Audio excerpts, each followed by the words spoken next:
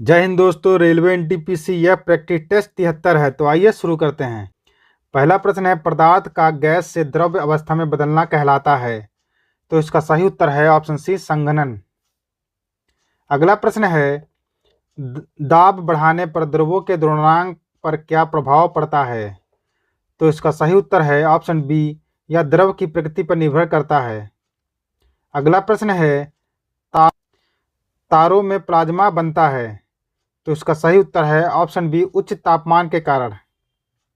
अगला प्रश्न है, अशुद्ध जल से बड़ी मात्रा में पेयजल तैयार किया जाता है। तो इसका सही उत्तर है ऑप्शन डी, निथार कर। अगला प्रश्न है, निम्न में से कौन सा एक दुनिया का सबसे प्रचुर मात्रा में उपलब्ध जीवाश्म ईंधन है। तो इसका सही उत्तर है ऑप्शन सी, पेट्रोलियम। अगला प्रश्न है, बर्फ की तुलना में द्रव जल अधिक संघनन होता है, इसका कारण है। तो इसका सही उत्तर है ऑप्शन बी, हाइड्रोजन आबंधन। अगला प्रश्न है, किस कारण से वायु के बुलबुले तरल पदार्थ में उठते हैं। तो इसका सही उत्तर है ऑप्शन बी, सैन्यता और उत्प्लावन के कारण। अगला प्रश्न है, केरल में समुद्री तट की रेत में भरपूर मात्रा में क्या पाया जाता है। तो इसका सही उत्तर है ऑप्शन सी, थोरियम। अगला प्रश्न है, वायु की प्रकृति के अनुसार पदार्थ एक विशेष रंग के साथ चमकते हैं। तो इसका सही उत्तर है ऑप्शन डी, प्लाज्मा के कारण। अगला प्रश्न है, कोहरा संभवतः बनता है। तो उसका सही उत्तर है ऑप्शन ए, ठंडी शुष्क रात में। अगला प्रश्न है, कोलाइडो का शोधन किया जा सकता है। तो उसका सही उत्तर है ऑप्शन ए, अवक्षेपण द्वारा। अगला प्रश्न है, धुआं उदाहरण है। तो उसका सही उत्तर है ऑप्शन बी, ठोस का गैस में विलयन। अगला प्रश्न है, दूध उदाहरण है। तो उसका सही उत्तर है ऑप्शन ए, इमल्सन का। कोलाइडी रसायन का जनक किसको माना जाता है। तो उसका सही उत्तर है ऑप्शन सी, ग्राहम को। अगला प्रश्न है, किसी द्रव्य में गैस की विलेयता है। तो इसका सही उत्तर है ऑप्शन बी, ताप बढ़ने से घटती है। अगला प्रश्न है, ठोस पदार्थों की विलेयता ताप बढ़ाने से। तो इसका सही उत्तर है ऑप्शन बी, बढ़ती है। अगला प्रश्न है, कोलाइड है।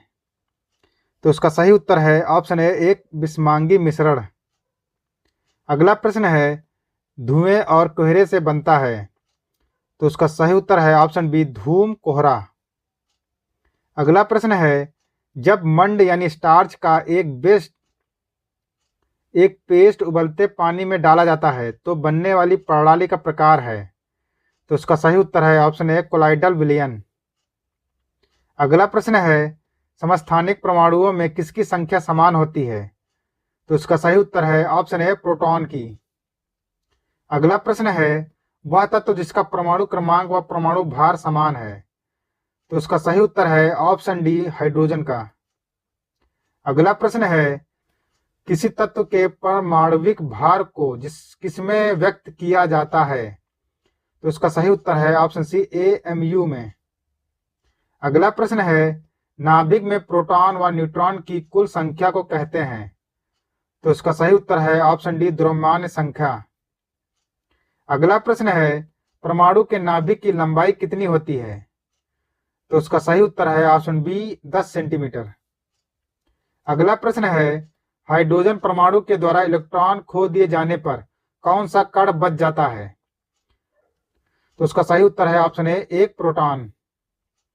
अगला प्रश्न है, किसी अक्रिय गैस के 72 कोश में इलेक्ट्रॉनों की संख्या होती है। तो उसका सही उत्तर है ऑप्शन सी, 8। अगला प्रश्न है, कैथोड किरणें बनी होती हैं। तो उसका सही उत्तर है ऑप्शन ए, इलेक्ट्रॉन से। अगला प्रश्न है, हाइड्रोजन परमाणु का नाभिक क्या कहलाता है। तो उसका सही उत्तर है ऑप्शन सी, प्रोटॉन। अगला प्रश्न है, किसी तत्व के रासायनिक गुण निर्भर करते हैं। तो उसका सही उत्तर है ऑप्शन बी, परमाणु संख्या पर।